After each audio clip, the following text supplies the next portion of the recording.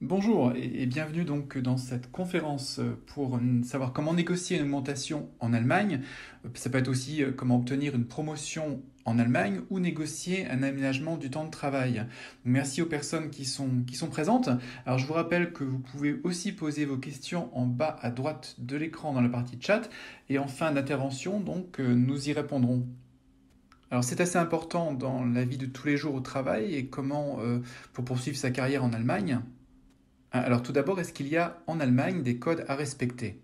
Alors tout d'abord, une première règle, c'est vraiment de bien préparer son entretien avec son supérieur hiérarchique. Alors ça veut dire vraiment préparer au lieu d'improviser.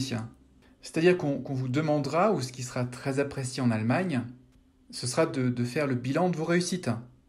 Donc moi je dis toujours à mes candidats, regardez dans le rétroviseur, qu'est-ce que vous avez fait? Listez vraiment toutes vos réussites de l'année précédente ou depuis que vous avez commencé ce poste. Par exemple, vous avez augmenté le portfolio client de 10 à 15%. Ou est-ce que vous avez réussi à mener à bien tel projet, par exemple? Ou est-ce que vous avez, par exemple, réussi ou au contraire à réduire les coûts d'entreprise? Donc ce qu'il importe, c'est vraiment d'être très précis, factuel. Les chiffres que vous allez annoncer vont vous permettre d'être très parlant, vraiment d'être très explicite. Donc c'est vraiment quelque chose que je conseille souvent aux candidats, c'est de faire une sorte de tableau et de faire dans la colonne de gauche donc un listing de vos réussites. Et dans la colonne de droite, mettre les bénéfices pour votre employeur, pour savoir les utiliser et les ressortir. Donc vous allez vraiment réussir à mettre en avant votre valeur ajoutée, c'est ça qui est très important. C'est vraiment ce qui est en jeu dans l'entretien que vous allez avoir avec votre responsable hiérarchique. Essayez également de démontrer ce que vous pouvez apporter à court, moyen et long terme à votre entreprise. Le but vraiment, c'est de montrer à votre supérieur hiérarchique qu'il va y gagner ou que l'entreprise va y gagner en vous augmentant. Si on parle d'une augmentation de salaire, bien sûr. Donc c'est vraiment la première chose, je le répète, préparer au lieu d'improviser. Donc là, on vient de regarder dans le rétroviseur et maintenant, il va falloir regarder devant vous. Quels sont vos objectifs pour l'année à venir? Donc, qu'est-ce que vous allez réaliser? Quels sont vos objectifs? Quels sont les milestones ou les Meilensteine que vous allez réaliser, comme on dit? Et encore une fois, en quoi les grandes étapes que vous allez réaliser, en quoi l'entreprise va tirer bénéfice de ce que vous projetez de réaliser. Donc ça, c'est vraiment très important pour aller voir son supérieur hiérarchique. Donc, on retrouve là vraiment, comme je l'ai indiqué, l'importance des faits, des chiffres, l'argumentation bien solide et concrète, factuelle, qui est souhaitée en Allemagne. Donc, c'est vraiment ce qui est apprécié en Allemagne dans les processus de vente en général. Vous pouvez même apporter un petit tableau qui va illustrer vos propos, par exemple. Donc, on n'est pas dans la séduction de son supérieur hiérarchique, mais on est dans l'argumentation avec toutes les informations en ne laissant rien dans le flou. Alors maintenant, quel est le moment idéal pour faire part à son supérieur hiérarchique de sa volonté d'être augmenté? Donc le mieux, en général, c'est l'entretien annuel qui existe dans les deux pays, en France comme en Allemagne. C'est le moment idéal pour exposer, demander une augmentation. Bien sûr, après petit conseil, bon, on suppose que vous êtes en poste, que vous connaissez un peu, vous savez comment tickt, comme on dit en allemand, votre supérieur hiérarchique. Donc vous le connaissez un peu et vous allez peut-être repérer les moments idéaux ou le moment idéal auquel il est ouvert pour que vous puissiez entamer ce genre de discussion. Est-ce que ça va être le matin? Est-ce que ça va être avant la pause déjeuner ou plutôt en fin de journée? Donc essayez de caler ce moment pour le rendez-vous annuel à un moment propice. C'est à vous de juger quel est le moment propice pour vraiment décrocher l'augmentation salariale. Alors la promotion, ça suit, on peut penser que ça suit à peu près les mêmes règles.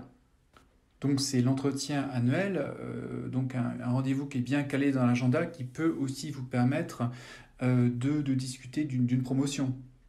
L'entretien annuel, c'est vraiment le lieu, l'occasion idéale pour demander peut-être un aménagement de son temps de travail, par exemple.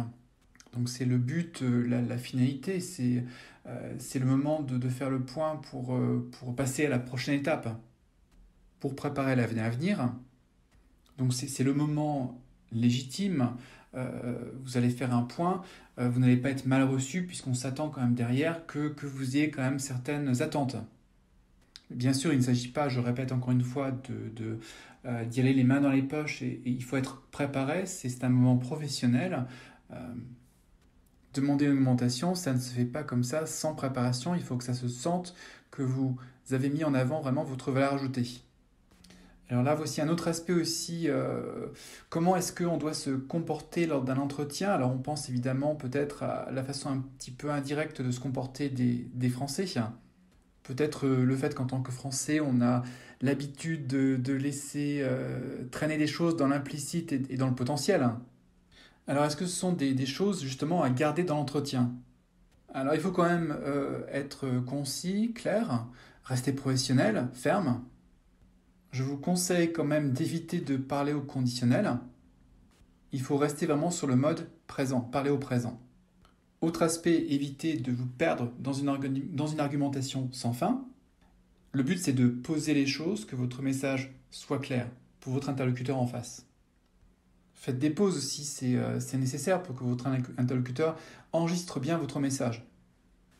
Votre chef doit avoir le temps aussi de comprendre votre démarche. Alors quand on parle très concrètement d'une demande d'augmentation, je vous conseille tout d'abord d'annoncer un premier chiffre. Donc c'est important que ce soit vous qui annonciez un premier chiffre, ensuite vous pouvez faire une pause.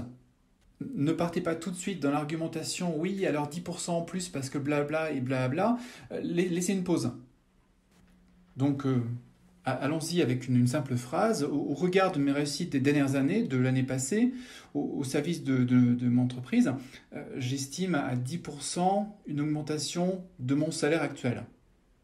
Donc ne partez pas immédiatement derrière sur une argumentation, il faut l'annoncer tout simplement sereinement.